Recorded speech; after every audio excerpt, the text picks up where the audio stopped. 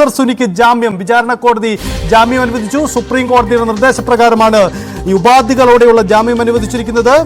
രണ്ടുപേരുടെ ആൾജാമ്യത്തിലാണ് ഇപ്പോൾ പൾസർ സുനി പുറത്തിറങ്ങുന്നത്. എല്ലാ തിങ്കളാഴ്ചയും പോലീസ് സ്റ്റേഷനിൽ ഹാജരാവണം, കോടതി പരിധി വിട്ടുപോകരുത്, 1 ലക്ഷം രൂപ ബോണ്ട് കെട്ടിവെക്കണം. ഇങ്ങനെയാണ് ജാമ്യാവ്യവസ്ഥ. കർശന ഉപാധികളോടെ പൾസർ സുനി പുറത്തേക്ക്. ഡാനി ഇപ്പോൾ ഉണ്ട്. ഡാനി, ഈ ജാമ്യ വ്യവസ്ഥകൾ അത് എത്രമാത്രം പ്രധാനപ്പെട്ടതാണ്? എങ്ങനെയാണ് ഇതിൽ സംസ്ഥാന സർക്കാർ കോടതിയിൽ സ്വീകരിച്ച നിലപാട് അതെങ്ങനെയായിരുന്നു?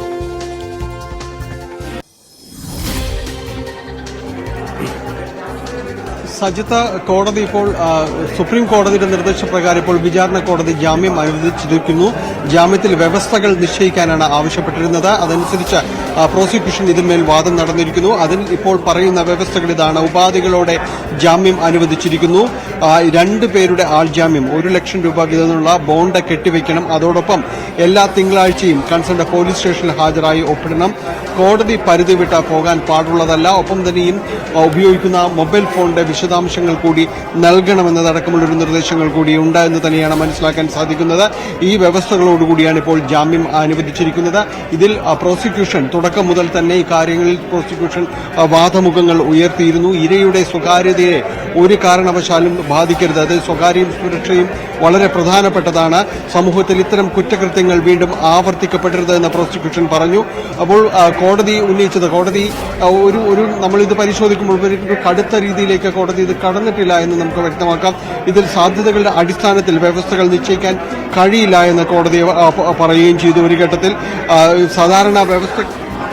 സാധാരണ വ്യവസ്ഥകൾക്കപ്പുറത്തേക്ക് പ്രത്യേക രീതിയിലുള്ള വ്യവസ്ഥകൾ എന്തെങ്കിലും നിർദ്ദേശിക്കാനുണ്ടോ എന്ന് പ്രോസിക്യൂഷനോട് കോടതി ചോദിക്കുകയും ചെയ്തു. ജാമ്യ വ്യവസ്ഥകൾ നിശ്ചയിക്കുക മാത്രമാണ് വിചാരണ കോടതിയുടെ അധികാരം.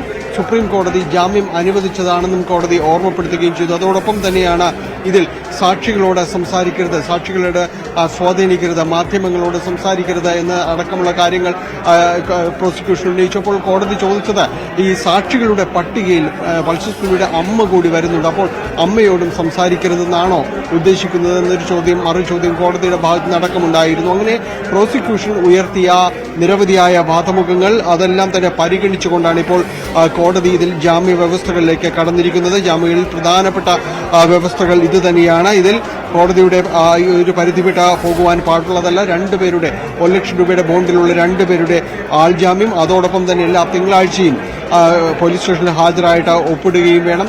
ഉപയോഗിക്കുന്ന മൊബൈൽ ഫോൺ, അതിൻ്റെ ഒരു വിശദാംശങ്ങൾ അടക്കമുള്ള കാര്യങ്ങൾ കോടതിക്ക് സമർപ്പിക്കുകയും വേണമെന്നൊരു നിർദ്ദേശമാണ് ഇപ്പോൾ വ്യവസ്ഥകളുടെ ഭാഗമായിട്ട് വന്നിരിക്കുന്നത്. എറണാകുളം പ്രിൻസിപ്പൽ സെഷൻസ് കോടതി വിചാരണ കോടതി ജാമ്യം അനുവദിച്ചിരിക്കുന്നു. ഇനി ഇതിലുള്ള നടപടികളടക്കം പൂർത്തിയാക്കണം. ഇതിൽ കോടതിയുടെ ഉത്തരവും ഈ വ്യവസ്ഥകളും അടക്കം ഇപ്പോൾ ബോണ്ട് കെട്ടിവെക്കുന്നത് അടക്കമുള്ള കാര്യങ്ങൾ, ആൾജാമ്യക്കാരുടെ വിശദാംശങ്ങൾ, ഇത്തരം കാര്യങ്ങളെല്ലാം തന്നെ കോടതിക്ക് നൽകുകയും വേണം. ഇതിനുശേഷമാണ് ഈ പൾസർ സുനിക്ക് ജയിലിൽ നിന്ന് ജാമ്യത്തിൽ പുറത്തേക്ക് വരാനായിട്ട് സാധിക്കുന്നത്. അതിൽ സാങ്കേതികമായ അത്തരം നടപടികൾ കൂടി പൂർത്തിയാക്കിയാൽ മാത്രമേ ഇന്ന് പൾസർ സുനിക്ക് ജാമ്യത്തിൽ പുറത്തിറങ്ങാൻ കഴിയുമോ എന്നതടക്കമുള്ള കാര്യങ്ങളെല്ലാം തന്നെ പുറത്തേക്ക്